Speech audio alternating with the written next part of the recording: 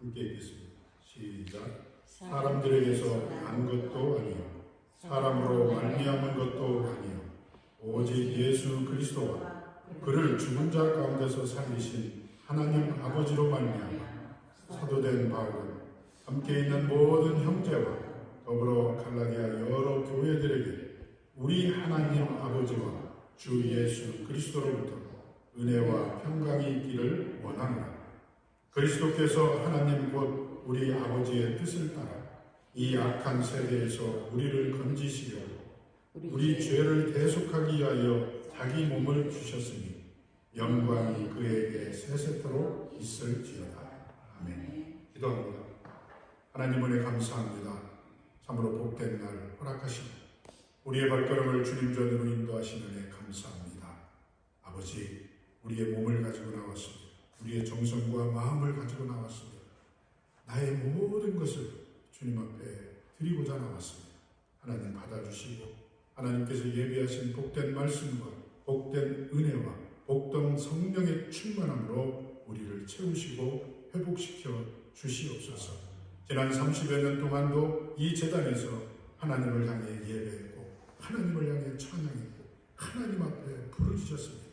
그 결과 오늘 이렇게 우리가 다시 한번 주님 앞에 영광의 제사를 올리오니 아버지여, 이 제사가 아버지 우리의 자산 손손 우리의 후손의 후손들까지 지속되어서 주님 오시는 그날까지 이 제단이 이곳에서 주님의 일을 감당하는 귀한 제단이 되게 하여 주시옵소서. 아버지, 오늘도 주님의 말씀을 기대하고 나왔습니다. 주님께서 예비하신 그 놀라운 축복의 메시지를 가슴에 담고자 내 가슴 속에 있던 모든 세상 것들을 비우고 나왔사오니 아버지, 돌아갈 때는 이 마음에 아버지께서 채워주시는 놀라운 충만함으로 가득 넘치게 하여 주시옵소서. 그래서 다가오는 한 주간을 그 충만함으로 세상에 주를 보게 하는 놀라운 일을 감당하는 우리 교회와 우리 사랑하는 성도들이 되게 하여 주시옵소서. 아버지, 세상은 혼탁해져 가고 있습니다. 더욱더 사람이 사람을 믿지 못하고 아버지여 사람이 사람을 주여 참소하는 일이 너무 많습니다.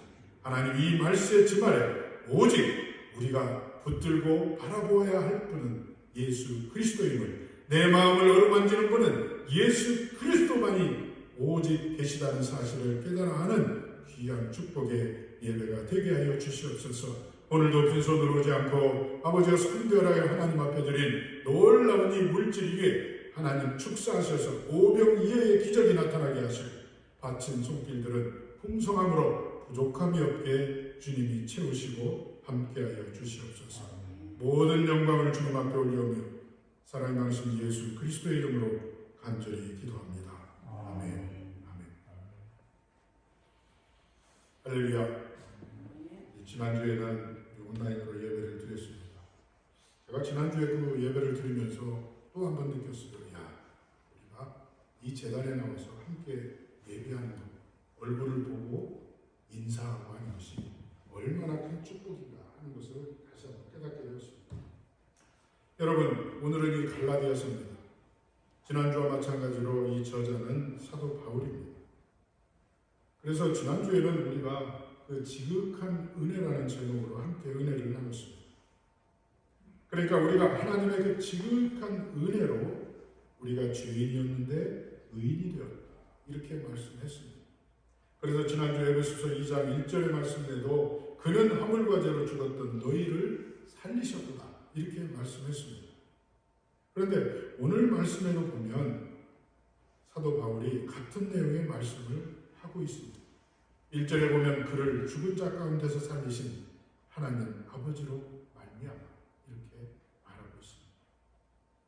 여러분, 우리는 하나님의 그 지극한 은혜로 죄인에서 의인이 됨을 우리는 지난주 말씀을 통해서 알았습니다. 그리고 그 크신 은혜로 우리를 살리시고, 살리신 정도가 아니라 우리를 일꾼으로 부르셨어요. 하나님의 일꾼으로, 하나님의 그 비밀을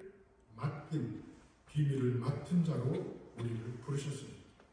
그래서 사도 바울은 우리 교회의 모든 직분을, 우리의 모든 세상적인 일터와 그 직분조차도 오늘 말씀 속에서 은혜다. 이렇게 말하고 있습니다. 그래서 오늘 저는 과연 우리는 어떤 사람인가를 말씀 속에서 찾아보고자 합니다. 그래서 제목을 당신은 이런 사람 이렇게 잡았습니다. 당신은 이런 사람. 내가 어떤 사람입니까? 오늘 그 답을 찾아봅니다. 먼저 1절을 보세요. 바울이 자신이 어떤 사람인가를 말하고 있습니다. 이것은 자기가 그 사도가 된 것은 여차저차해서 이렇게 되었다. 이렇게 말하고 있습니다. 그러니까 사람의 뜻이나 계획에 따라서 선출되거나 임명된 것이 아니라 오직 하나님의 뜻과 섭리로 자기는 사도가 되었다. 이렇게 말합니다. 여러분, 우리가 아는 대로 바울이 누구였습니까? 그는 예수를 핍박하는 자였습니다. 그러나 그는 다메섹 도상에서 예수 그리스도의 부르심을 받고 사도가 되었습니다. 그러니까 실로 바울은 사도로서의 자기 직분에 대해서 분명한 소명의식을 갖고 있었던 사람인 것 같습니다. 그러기에 그는 자신의 사도직에 대한 어떤 대적들의 시비와 어떤 대적들의 숱한 고난을 줌에도 불구하고 그는 흔들리지 않고 사도로서의 직분을 성실하게 수행했다는 것입니다. 그런데 오늘 우리가 여기서 알아야 할 것은 바울의 사도직뿐만이 아니라 교회의 모든 직분과 또 우리가 세상 가운데 살면서 우리 개인사에 있는 우리의 직분, 즉 엄마, 아빠, 또 할아버지, 또 여러 가지 직장 속에서 그 모든 직분들도 다 같이 하나님의 뜻과 계획에 의해서 주어진다는 것입니다.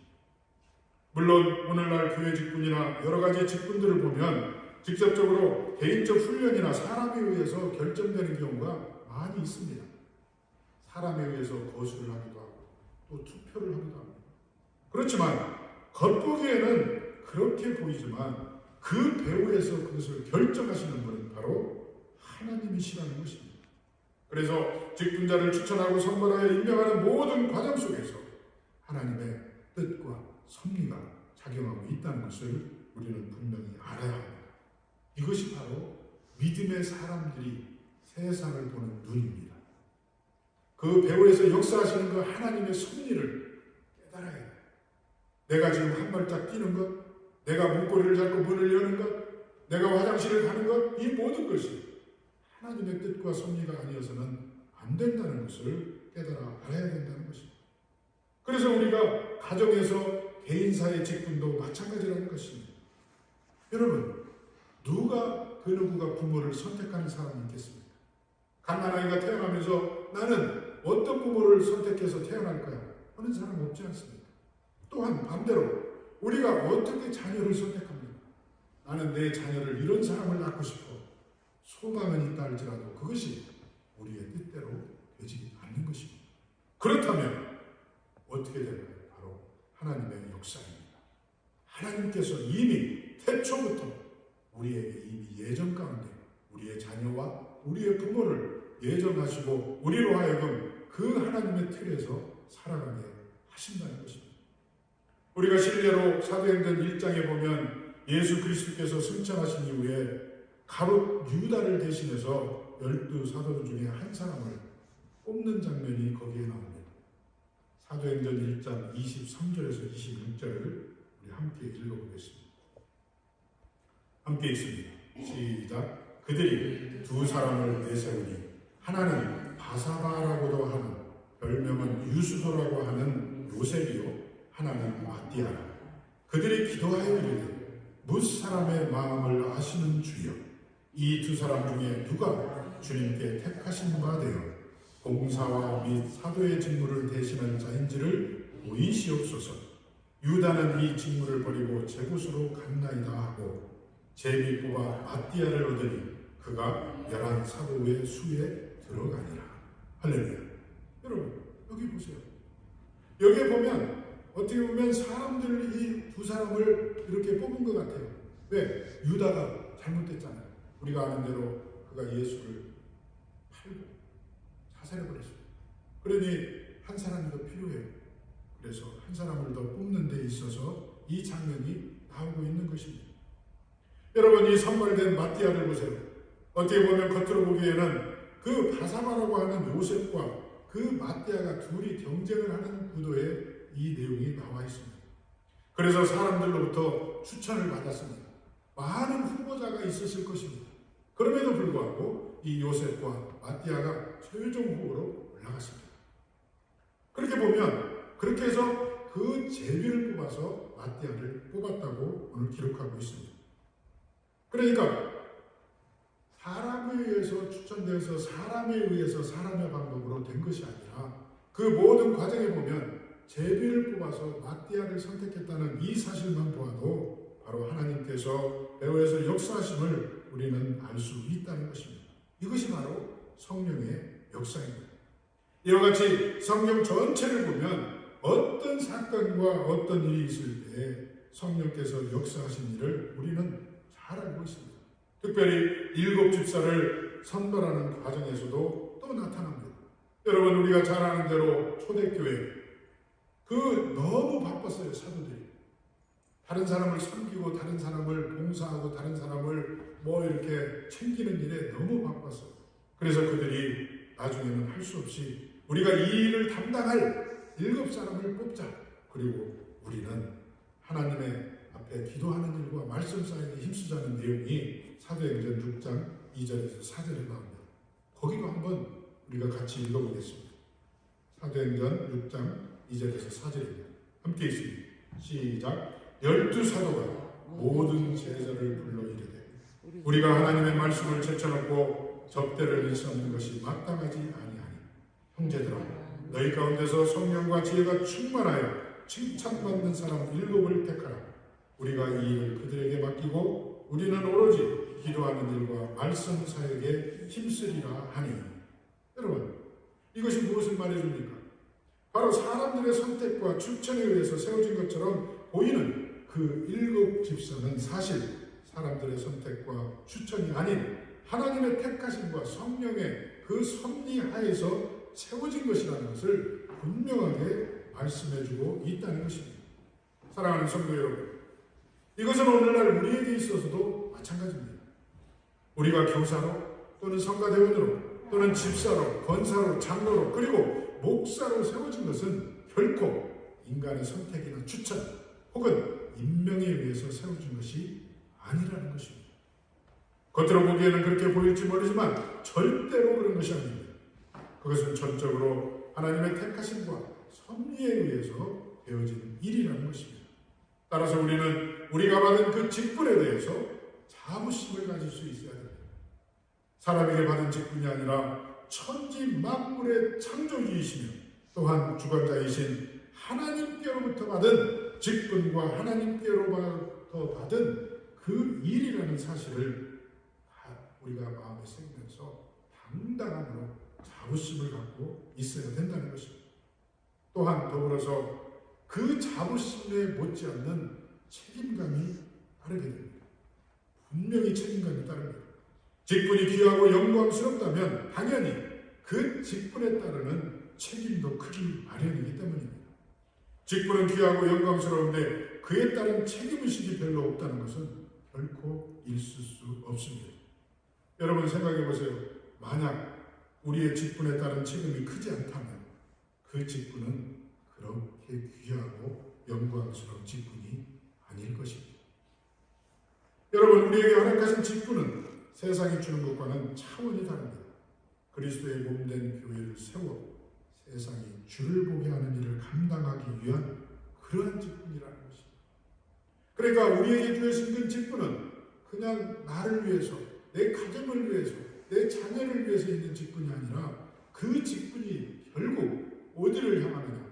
예수 그리스도, 그리스도의 몸된 교회를 세워나가고 그리스도의 몸을 완성해 나가는데 그 직분이 사용된다는 것입니다. 에베소서 4장 11절에서 12절을 함께 읽어보겠습니다. 에베소서 4장 11, 12 함께 있습니다. 시작. 그가 어떤 사람은 사도로, 어떤 사람은 선지자로, 어떤 사람은 복음을 전하는 자로, 어떤 사람은 목사와 교사로 삼으셨으니 이는 성도를 온전하게 하여 봉사의 일을 하게 하며 그리스도의 몸을 세우려 이 마지막 구절을 보세요. 그리스도의 몸을 세우려 하시며 바로 여러분이 그런 사람이라. 여러분들의 직분이 그 일을 위해서 세워졌다는 거예요. 여러분들의 가정과 여러분들의 모든 행위와 모든 생각과 모든 것들이 바로 이 일을 위해서 세워졌다는 것입니다. 바로 당신이 그런 사람이라는 거예요. 여러분, 그래서 오늘 저는 이 말씀의 제목을 그렇게 잡았습니다. 바로 여러분 모두가, 저를 포함한 우리 모두가 그런 그리스도의 몸을 세우는 사람들이라는 거예요. 돈을 많이 벌기 위한 사람이 아니라, 세상을 뭐 어떻게 하기 위한 사람이 아니라, 오직 우리는 그리스도의 몸을 세워가는, 완성해가는 사람들이라는 것입니다. 여러분, 세상에 그 어떤 일이 이보다 더 귀하겠습니까?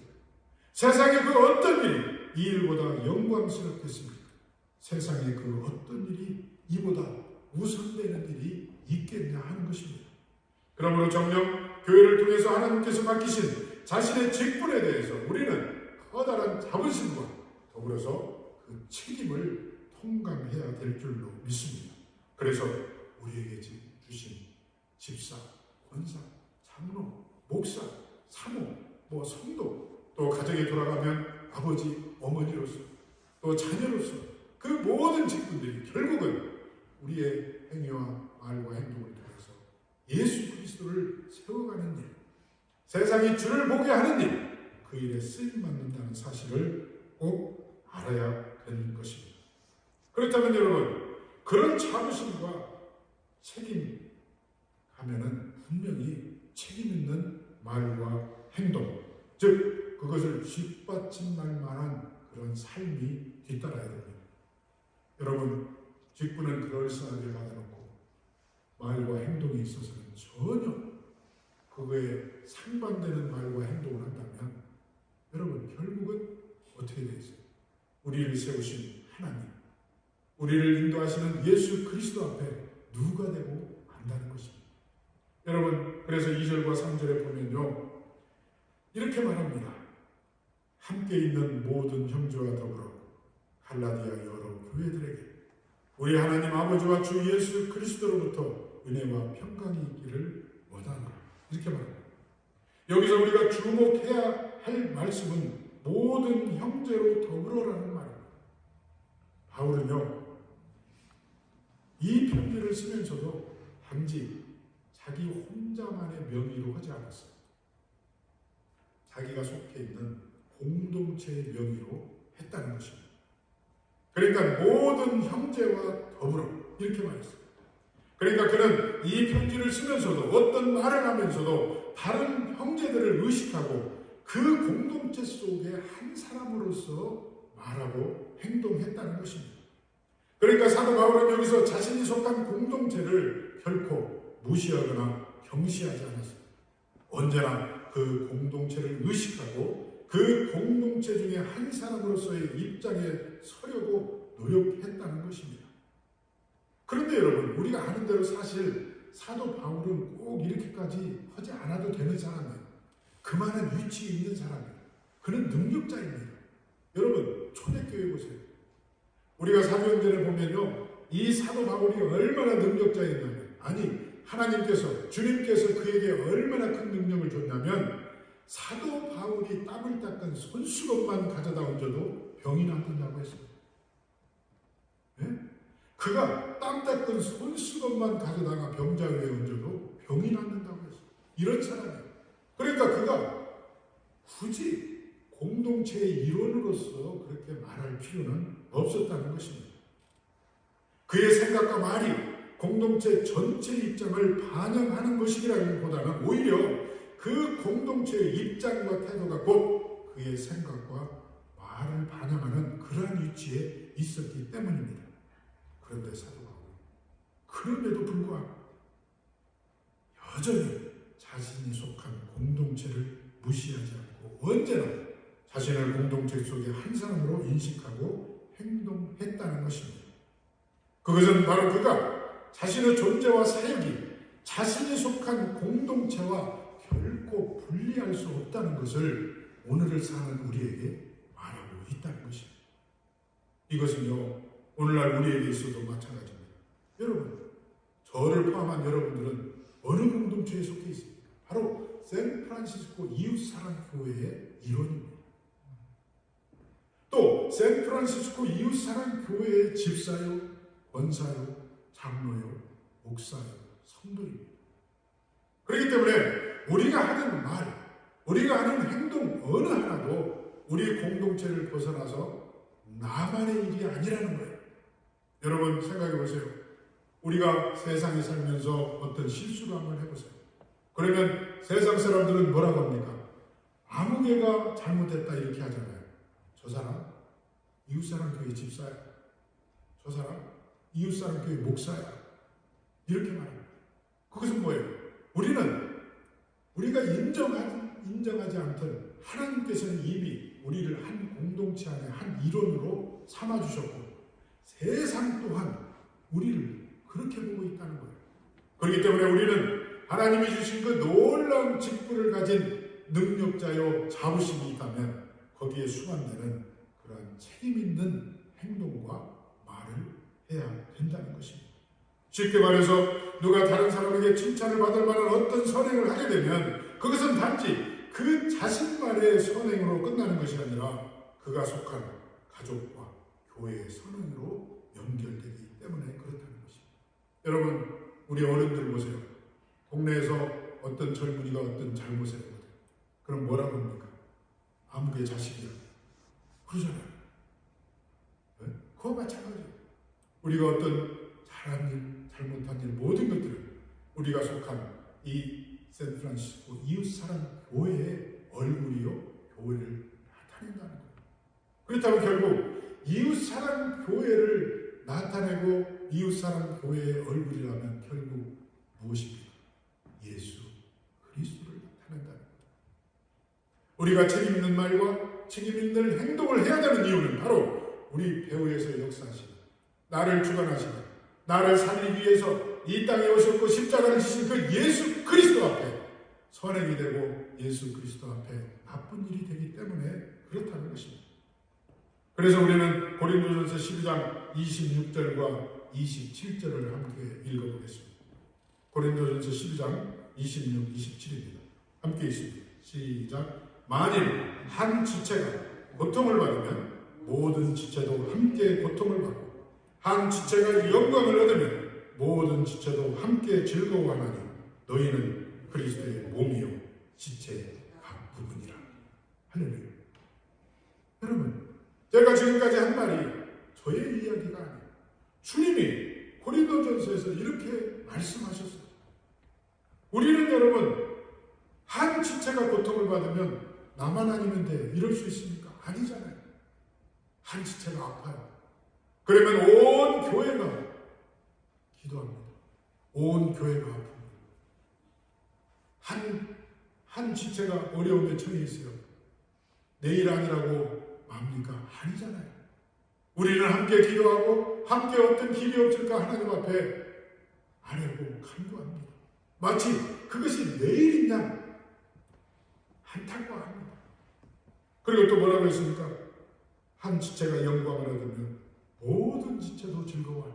여러분, 우리 교인 중에 누가 기쁜 일이 생겼어요. 그러면 내일같이 기쁘잖아요. 내일같이 기쁘잖아요. 그런데 이렇게 고통과 영광 함께 누리는 이것은 바로 왜 그러냐면 마지막에 말한 대로 우리는 그리스도의 몸이요 각 지체 각 부분이라 이런 것입니다. 그러므로 우리는 언제나 우리가 속한 공동체를 인식하고 그 공동체의 일원으로서 신중하게 행동하지 않으면 안 된다는 것입니다. 그러니까 우리의 생각 속에는 언제나 나는 하나님이 세운 직분자요 예수 그리스도의 몸된 이웃사랑 교회의 일원이니 또 내 가족 그리고 내가 속한 직장의 대표라고 생각하고 부끄럽지 않은 행동과 말을 해야 된다는 것입니다. 그렇게 할 때 비로소 죽었던 나를 살리시고 나를 자녀 삼아주신 하나님과 피 흘려 세우신 그리스도의 몸된 교회의 직분자로서 우리의 가족과 직장은 바로 나를 위해서 큰 영광과 칭찬을 얻게 된다는 것입니다. 그러므로 사랑하는 여러분, 정녕 매 순간순간에 말과 행동을 통해서 내가 속한 공동체로 하여금 큰 칭찬과 영광을 얻게 하시는 저와 여러분들이 되시기를 간절히 소망합니다. 여러분 이것을 생각할 때 우리가 다시 깨닫게 되는 것이 있어요. 그것은 바로 우리에게 주어진 이런 은혜와 평강, 이런 직분, 이것의 진정한 근원이 바로 하나님이십니다. 우리가 이런 생각을 하고 이런 직분을 가지고 우리가 대표자로서 우리 교회와 우리 가정과 우리 자녀들을 나타내는 그런 직분자적인 삶을 살아간다면 그 근원이 되시는 분은 바로 하나님이시라는 거예요. 그 뿌리가 바로 하나님의 마음, 하나님의 사랑이 있다는 사실입니다. 3절을 보세요. 3절을 보면 뭐라고 되어 있습니까? 우리 하나님 아버지와 주 예수 그리스도로부터 은혜와 평강이 있기를 원하노라. 이렇게 말합니다. 여기서 우리는 사도 바울이 왜 굳이 갈라디아 교회의 성도들에게 하나님 아버지와 주 예수 그리스도를 쫓아서 은혜와 평강이 있기를 구했는지를 생각해 볼 필요가 있다는 것입니다. 여러분, 그가 단지 형식적으로 그 말을 했던 것일까요? 아닙니다. 결코 그렇지 않습니다. 그가 이처럼 하나님 아버지와 주 예수 그리스도를 쫓아 은혜와 평강을 구했던 데는 분명한 이유가 있습니다. 바로 그것은 하나님만이 은혜와 평강의 진정한 근원이시기 때문에 그렇다는 것입니다. 하나님이 주시는 은혜와 평강만이 우리에게 진정한 은혜와 평강이 되는 것이지 세상의 그 누가, 세상의 그 무엇이 주는 은혜와 평강은 그렇지 못하다는 것입니다. 여러분, 하나님 외에 그 누구도 진정한 은혜와 평강의 근원이 될 수 없다는 것입니다. 여러분 생각해 보세요. 세상적으로 아무리 부유하고 또 아무리 강한 힘과 권력을 가진 인간이라도 결코 진정한 은혜와 평강의 근원은 될 수 없다는 것을 우리는 잘 알지 않습니까? 여러분, 그들이 때로 베푸는 은혜와 평강은 언제나 조건적이며 또 제한적이라는 거예요. 여러분, 누가 나를 그냥 아무 조건 없이 잘해주는 사람이 있습니까? 없어요. 교회 안에서, 주 예수 안에서 말고는 세상에서는 결코 있을 수 없습니다. 누군가 나에게 선의를 베풀고 누군가 나에게 세상적으로 어떤 페이버를 준다면 그것은 반드시 그 뒤에 뭔가가 있다는 것입니다. 그리고 그것 또한 제한적이라는 거예요. 하나님처럼 무한대로 영원히 그런 것은 없다는 것입니다. 아무리 선한 마음으로 아무것도 바르지 않고 은혜를 베푼다 해도 결국에 가서는 어떠한 형식으로든지 조건과 대가를 요구하는 것이 바로 사람입니다. 여러분, 내가 누구한테 어떤 은혜를 입었어요. 그리고 까맣게 잊고 삽니다. 몇십 년이 지났어요. 그런데 어느 날 잊고 살았던 그가 찾아왔어요.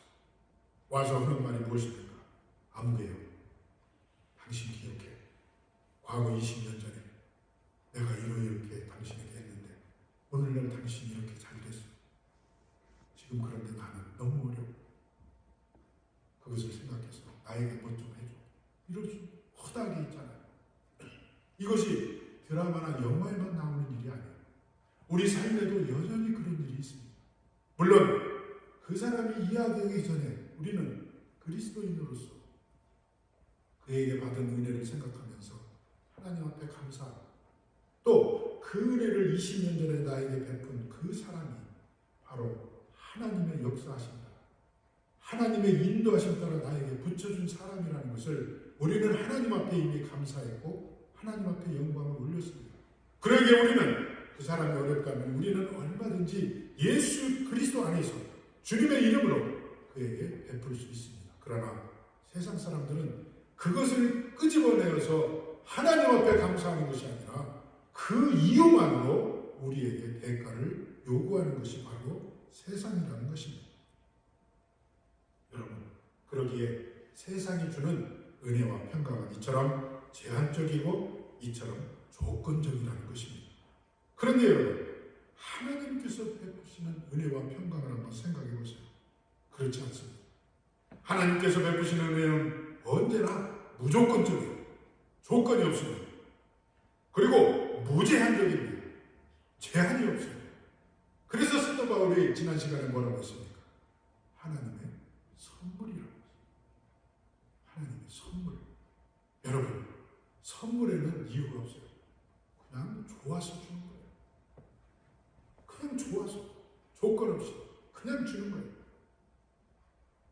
또한 하나님이 주시는 평강 역시 어떠한 대적 앞에서 무너지지 않고 굳건하게 서 있는 강력하고도 영원한 도시라는 것입니다. 그러기에 다윗은 시편 27편에서 이렇게 고백했습니다. 여호와는 나의 빛이요 나의 구원이시니 내가 누구를 두려워하리요. 여호와는 내 생명의 근원이시니 내가 누구를 무서워하리요. 나의 대적 나의 원수된 행악자가 내 살을 먹으려고 내게로 왔다가 실족하여 넘어졌다. 군대가 나를 대적하여 진칠지라도 내 마음이 두렵지 아니하니 전쟁이 일어나 나를 치할지라도 내가 오히려 안연하리로다. 이렇게 말합니다. 사랑하는 여러분, 그러므로 여러분은 언제나 진정한 은혜와 평강의 근원 되시는 하나님을 바라고 그 하나님만 의지하시기 바랍니다. 결코 하나님을 떠나 인간에게서 참된 은혜와 평강을 구하는 그런 어리석은 사람이 되어서는 결코 안 된다는 것입니다.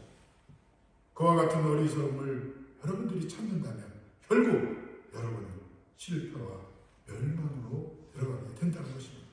그러므로 오직 하나님을 방패 삼고 하나님을 피할 바위 삼고 하나님을 산성으로 삼아서 그 안에 들어갈 때 우리는 진정한 은혜와 평강 속을 들어가게 된다는 것입니다. 그래서 언제나 하나님만을 의지하고 하나님 안에서 살아감으로 진정한 은혜와 평강을 누리며 살아가는 저와 여러분들이 되시기를 간절히 바랍니다. 여러분, 다윗이 쓴 시편 84편 11절 12절을 보세요. 거기에도 똑같은 말씀이 기록되어 있습니다. 만군의 여호와여 주께 의지하는 자는 복이 있나이다. 이렇게 말했습니다. 자, 여러분, 이제 마지막으로 우리는 그렇다면 결론은 무엇입니까? 결론은 바로 이 세상은 우리가 거할 처소가 아니라. 지금까지 쭉 설명을 했지만 그 결론은 뭐냐면 우리가 살고 있는 이 세상은 우리에게 영원함을 줄 수도 없고 우리가 거할 처소는 아니라는 것입니다. 4절에 보세요. 뭐라고 되어 있습니까? 그리스도께서 하나님 곧 우리 아버지의 뜻을 따라 이 악한 세대에서 우리를 건지시려고 이렇게 말합니다. 이 악한 세대에서 우리를 건지시려고 예수 그리스도께서 배송물이 되었다고 말씀하고 있다는 것입니다. 여러분, 이 악한 세대 바로 우리가 살고 있는 세상입니다. 여러분, 그런데 참 아이러니하잖아요. 그렇다면 왜 하나님은 이렇게 악한 세대라고 말씀하시면서 우리를 그러면 왜 이 악한 세대에서 살게 하셨을까? 아니 그냥 악한 세대가 아니라 평안한 세대, 옛날에 에덴 동산 같은 그런 데서 살게 하시죠. 그렇다면 우리가 아무 걱정도 없고 근심도 없고 싸울 것도 없고 고민할 것도 없고 뭐 영원한 평강의 근원이 하나님이시냐 아니냐 할 것도 없고 또 이 세상에 본받을 것도 없고 그런데 왜 우리를 이 악한 세상에 살게 하셨을까? 여러분, 감사하세요. 이것이 하나님의 은혜예요. 왜 그런 줄 아세요? 이유는 딱 하나예요.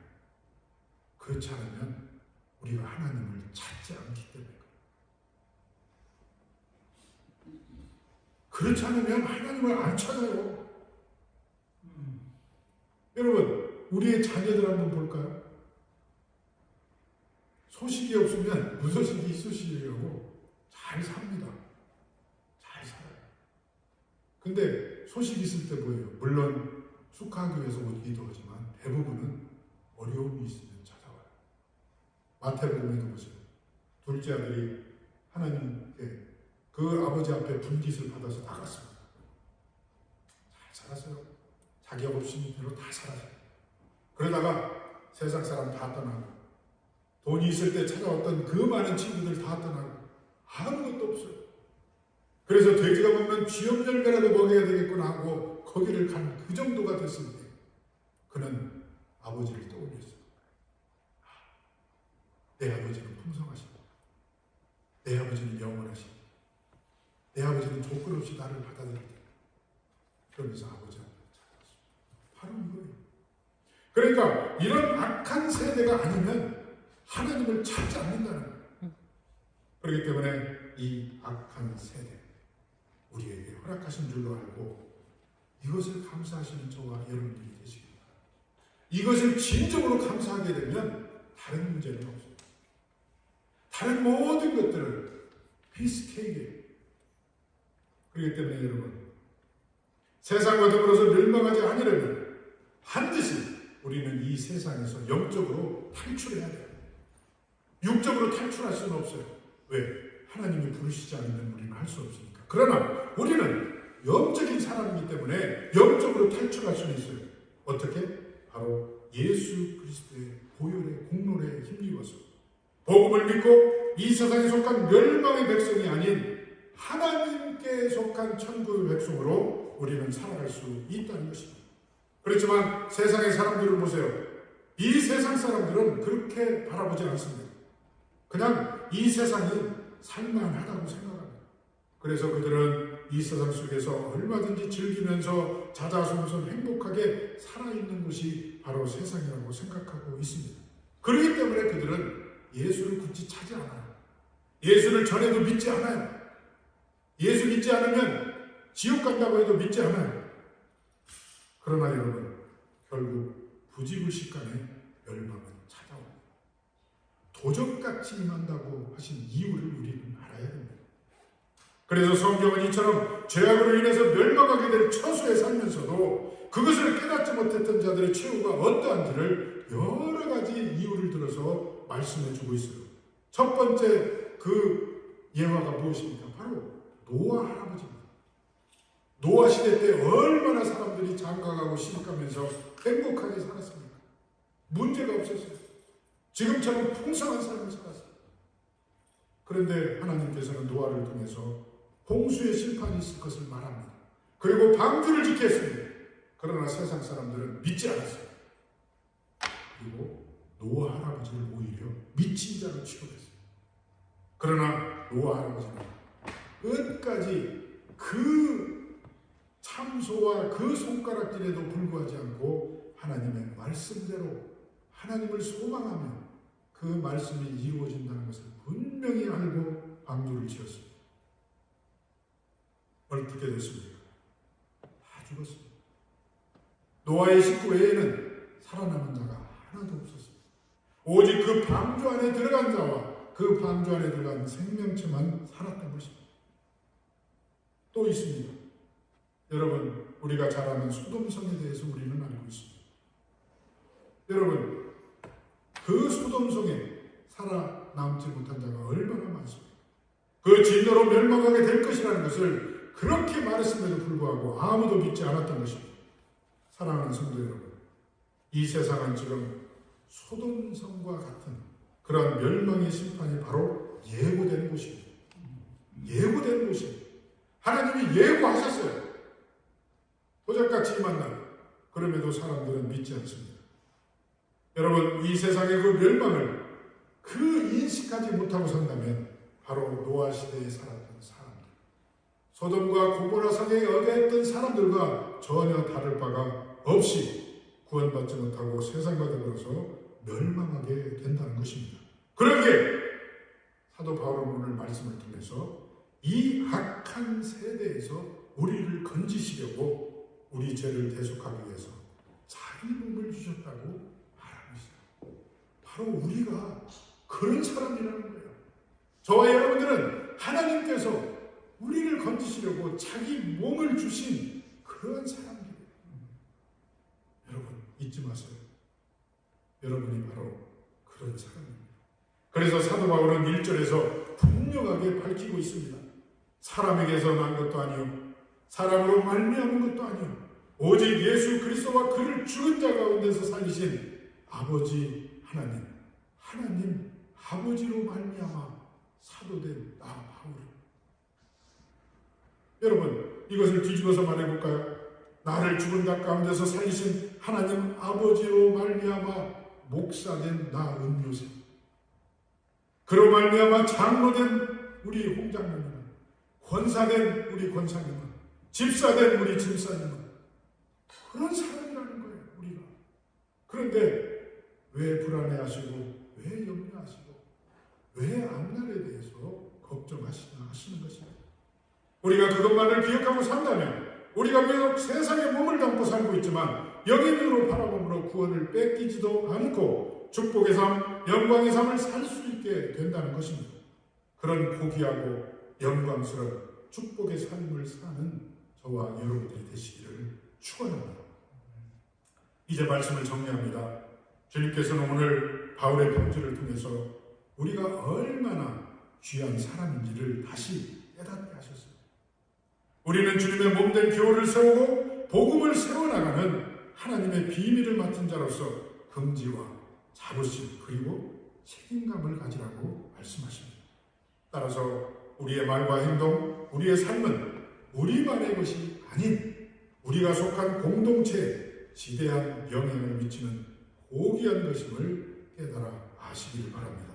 그래서 우리의 모든 것이 하나님과 섬기는 공동체인 샌프란시스코 이웃사랑교회의 영광과 찬송이 될 수 있다는 사실을 기억함으로써 우리가 세상이 주를 보게 하는 교회, 세상이 주를 보게 하는 삶으로 그 사명을 감당하는 저와 여러분들이 되시기를 주님의 이름으로 축원합니다.